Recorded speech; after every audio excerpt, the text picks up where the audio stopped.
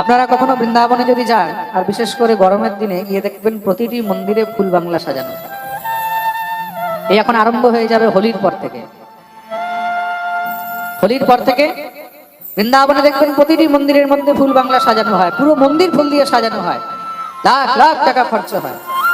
ঠাকুরকেও একদম ফুলের শৃঙ্গার করানো হয়, ফুলের কাপড়, ফুলের ড্রেস, ফুলের মুকুট, সব ফুল দিয়ে। বাঁকে বিহারী, রাধারমন, রাধা দামোদর, রাধা শ্যামসুন্দর, গোবিন্দ, গোপীনাথ, মদন মোহন, সব ঠাকুরকে খুব সুন্দর ফুল দিয়ে সাজানো হয়। কেন? প্রভুকে ফুল কিন্তু অত্যন্ত প্রিয়, আর ভগবান ফুলের সাজতেও কিন্তু খুব ভালোবাসে। কিন্তু একটি জিনিস মনে রাখবে, ভগবানকে যখন পুজো করবে বা ভগবানের জন্য যখন মালা তৈরি করবে, সেই মালার মধ্যে বা সেই পুজোর মধ্যে ভগবান শ্রী হরিকে কিন্তু কিছু ফুল অর্পণ করা নিষিদ্ধ বলা হয়েছে। খুব মন দিয়ে শুনুন। এক ভক্ত আমাকে প্রশ্ন করেছিল যে বাবা একটু পাঠে বলবেন তো ভগবান শ্রী হরিকে কোন কোন ফুল অর্পণ করতে নেই। ভালো মনে পড়েছে তাই সবাইকে বলে দিচ্ছি। ভগবান শ্রী হরিকে কোন কোন ফুল অর্পণ করা যায় না, জানতে চান তো সবাই? কে কে জানতে চায়? সবাই পাক্কা? তো প্রেম সে বলো, বলো না। ওই রাধে রাধে না শুনলে না ভিতর থেকে বেরোতে চায় না। ভগবানকে কোন কোন ফুল নিষিদ্ধ, ভগবান বলতে এখানে শুধু আমি কিন্তু শ্রীকৃষ্ণের কথা বলছি, মানে নারায়ণের কথা বলছি, যেটা বিষ্ণু তত্ত্ব, মানে রাম, কৃষ্ণ, নারায়ণ, গৌর হরি, নৃসিংহদেব, মানে যেগুলো বিষ্ণু তত্ত্ব, এখানে কিন্তু শ্রী হরির কথা বলা হয়েছে, অন্য কোনো দেবদেবীর নয়। হ্যাঁ, তার জন্য খুব একদম ক্লিয়ারিটি দিয়ে বলছি। আমি এখানে যেই বিষয় বলতে যাচ্ছি, শুধু ভগবান শ্রী হরির জন্য বিহিত পুষ্প কি কি, মানে যেগুলো নিষেধ করা হয়েছে, এই ফুল অর্পণ করতে নেই। তার জন্য এই বিষয়ে বিষ্ণু ধর্মোত্তর গ্রন্থের মধ্যে খুব সুন্দর বর্ণন রয়েছে।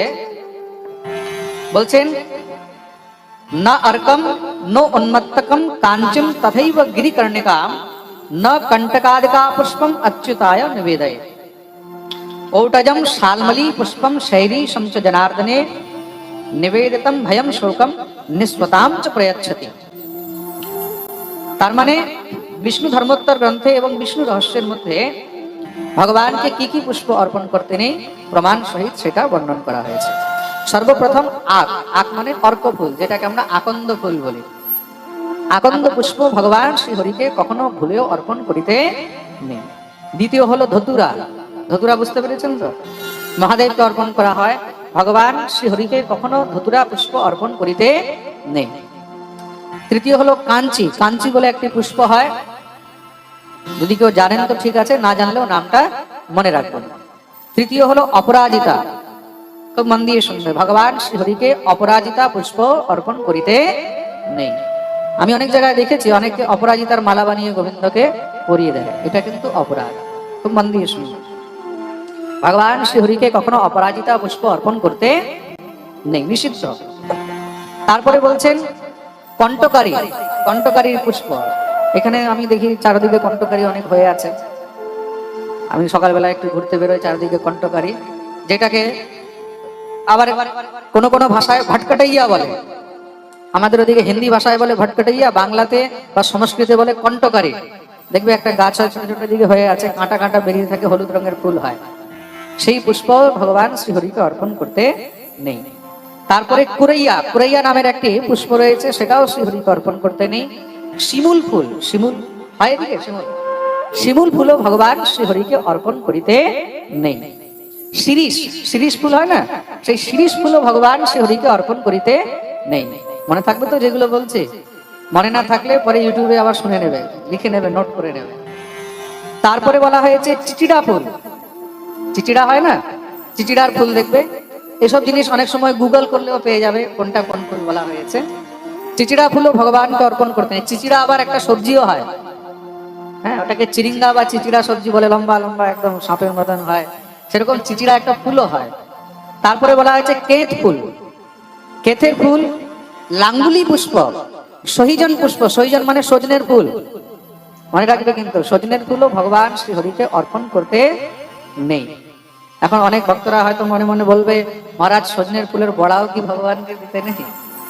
বাঙালি বলে কথা তো, বলছে বাঙালি কিনা খায়, লতা পাতা ফুল ডাল যা পায় মরা সব রান্না করে দেয়। প্রেম সে বলো রাধে রাধে। হ্যাঁ, শস্য ফুলের বড়াও খুব সুন্দর হয়, হয় না? খেয়েছো তো? বাঙালি হয়ে শস্য ফুলের সজনে ফুলের বড়া খায়নি, হতেই পারে না। আর যে না খেয়েছে এবার তো ঘরে গিয়ে খাবেই, শুনে নিয়েছে না? তো অনেকে আবার সজনে ফুলের বড়া করেও দেয়। তা দেখুন, এখানে সজনে ফুল ভগবান শ্রীহরিকে অর্পণ করতে মানা করা হয়েছে। তা অর্পণ করতে যখন মানা করা হয়েছে, তার মানে নিশ্চয়ই ভোগেও দেয়া মানা হতে পারে। এখন এটা তো লেখা নেই যে ভোগে দেওয়া উচিত নয়। এখন কেউ যদি এটা বলে ভোগে দেওয়া উচিত নয়, এটা লেখা নেই, তাহলে তো দিতে পারবো। তাহলে এটা অল্পজ্ঞতা বলা, তার মানে সে এখনো ঠিক করে শাস্ত্রগ্রন্থ না বুঝেছে, না বুঝতে চায়। এটা বলা আছে যে অর্পণ করতে নেই, তার মানে সেটা কোনো প্রকারে অর্পণ করা উচিত নয়। তারপরে কচনার, কচনারের পুষ্প। কচনার মানে বাংলায় ওটাকে হয়তো অনেক জায়গায় বলে রক্ত কাঞ্চন। রক্ত কাঞ্চন হয় না, কাঞ্চন ফুল, তার মধ্যে যেটা রক্ত কাঞ্চন হয় সেটা কখনো ভগবান শ্রীহরিকে অর্পণ করিতে নেই।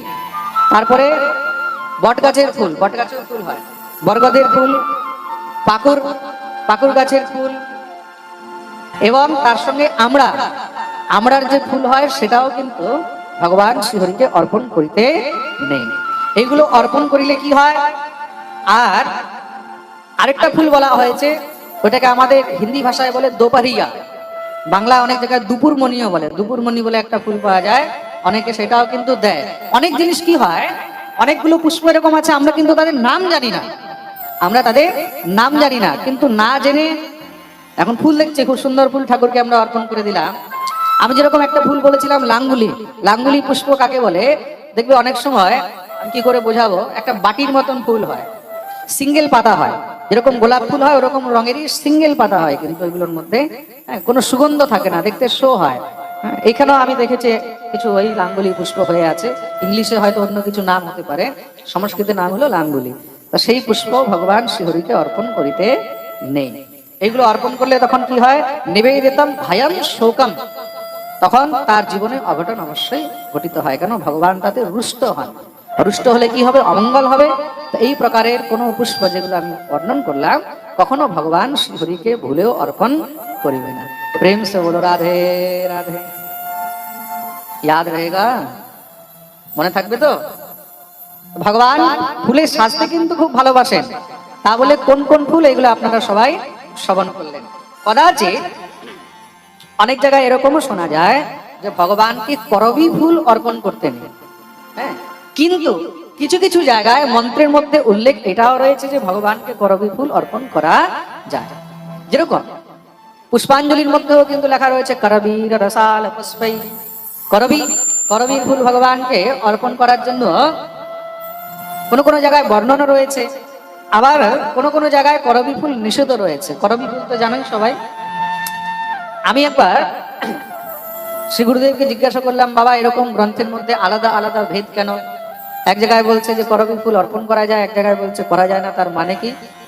দেখুন, অনেক জিনিস আমি যে বলেছি না, গ্রন্থ পড়লে, শাস্ত্র পড়লে কিন্তু বুঝতে পারবে না, মতিভ্রমিত হয়ে যাবে। তার জন্য গুরুর আশ্রয়ে যেতে হয়। গুরু কেন করতে হয়? গুরুর কাছে কেন পড়তে হয়? শাস্ত্র কেন বলেছে গুরুর শুশ্রূষয়া বিদ্যা? গুরুর কাছে পড়ে তুমি যেই বিদ্যা অর্জন করবে, সেটা শাস্ত্র পড়ার থেকে, গ্রন্থ পড়ার থেকে অনেক উপরে লেভেল। তুমি যেটা বুঝতে পারবে না, সেটা গুরু তোমাকে বোঝাতে পারবে। তা শ্রী গুরুদেব আমাকে খুব সুন্দর করে বোঝালেন। দেখো বাবা, এখানে যে নিষেধ করা হয়েছে তার কারণ কি?